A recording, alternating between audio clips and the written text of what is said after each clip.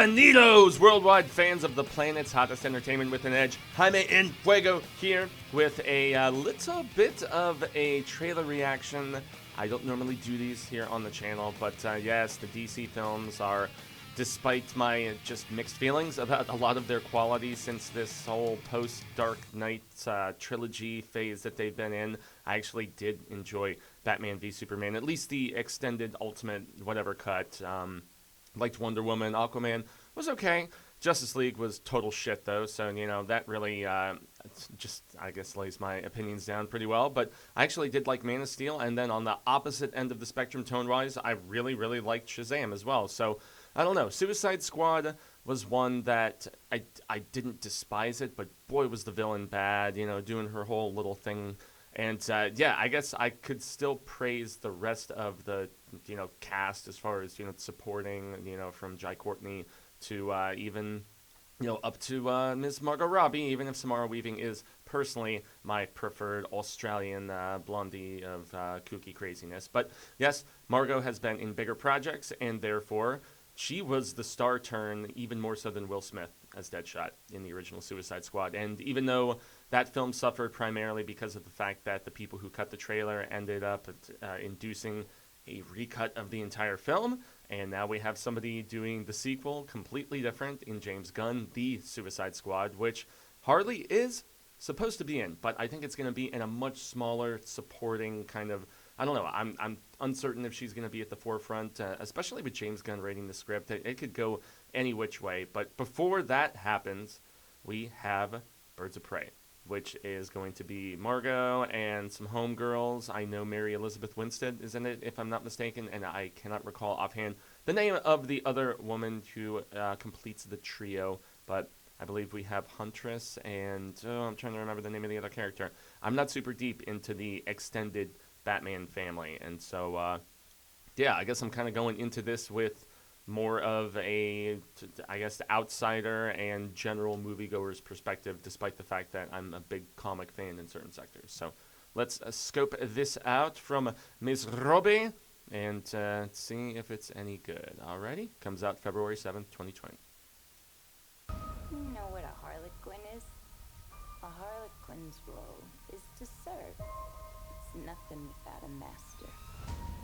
No one gives two shits who we are beyond that. Okay, setting the tone, obviously. I'm liking the color palettes. The Joker and I broke up. I wanted a fresh start. But it turns out I wasn't the only Damon Gotham looking for emancipation. It makes me wonder if there's Mary. Yeah. It makes me wonder if Leto is gonna actually cameo in it or not. Miss Queen, she belongs to me. Oh, that's right. I forgot about Ewan McGregor as the bad guy in this. Black Mask. Rosie Perez. Here's the deal, Queen. You need me. Oh, is he going to become the new boyfriend? Oh. He's after all of us now. I'm really digging the look of this. We're walking out of here. Oh, great set design. Unless we work together. You gotta be kidding me. It's just like the sleepover. We should order pizza. Big cosmos. Harley, focus. Okay. Wow. The costume design is so over the top. Not you. Not Mr. J. Because I'm Harley freaking Quinn. Yeah, you know, if this is R-rated, in fact, it'll be Harley Quinn.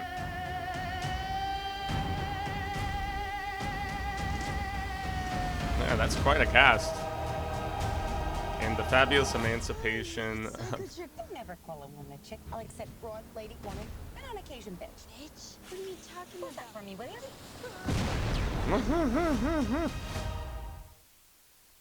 Interesting. Well, they are laying out the tone very specifically. I'm going to run this back without any of the talkage going. Okay, so obviously from a visual standpoint, this is cinematic as fuck. It looks terrific. Yeah, where is that girl from? The girl who she's having the conversation with right now. I am I'm going to have to actually bring up the full cast of this film because I want to give it its proper due in that regard. So obviously Margot. We saw a little bit of Mary Elizabeth. Okay, so Journey Smollett. What have I seen her in? Journey Smollett Bell. Okay, so she was she was Friday Night Lights. I know I've seen her in some recent things, and that's what is trying to stick out in my head. Yeah, so maybe she's just there is something in particular. It is eluding me anyway. Black Canary, a character that I definitely do not know as much about. Okay, she was. Maybe I'm recognizing her from True Blood. She was on True Blood for. She was on for 2 seasons. It looks like as Nicole. So maybe that's what I'm recognizing her from. Anyway, that she. From what I recall, tremendous actress and super cool and a babe, obviously. Mary Elizabeth, lots of people saw her in Scott Pilgrim. What else? 10 Cloverfield Lane, the film that was retrofitted and turned into a member of that franchise. She is the one who was playing Huntress, and then obviously Margot coming back. Ewan as Black Mask, as I also mentioned, and then Rosie Perez and her Zuzu Tupper. Renee Montoya. I'm not sure who that character is or if it's a character specifically created here for the film, but I will definitely say I'm a little off-put in some ways by Margot's portrayal. I wasn't over the moon for it in the previous film, and in this one, since it's her movie, essentially her in the starring role. But then again, I mean, many would argue that she was in the starring role in the previous film too, Suicide Squad, but she does feel at times to me like she's overdoing it. But then again, isn't that the nature of the Harley Quinn character? I wasn't always like the super biggest, craziest fan of hers anyway, but many of my, female friends were just like, all day, Harley Quinn is the shit. So, but yeah, she's definitely making it her own, and the eclecticism of everything, especially from set design and costuming and all of that stuff. That's what I'm most impressed with the look of this. I know they brought in a couple of the John Wick guys to help polish up some of the action, and maybe that's what helps with this trailer because it does look action-packed in some of the shootout scenes and whatnot. So, yeah, I'm stoked for it. I mean, the fact that they're putting it out in February, they're going for that Deadpool sweet spot for a comic book film, especially of the reported R-rated variety. So, obviously, I will be out to see it. I mean, if I get pressed for it a couple days before or something, that would be dope. I'm not 100% if this is obviously not enough in the realm of horror for us to, cover it on the horror show, even if it is horrific, demented, strange, comic characters and whatnot. But yeah, I'm pumped. Yeah. That's even if you can't tell that I'm pumped. Yeah, I'm okay, moderately pumped. Let's put it that way.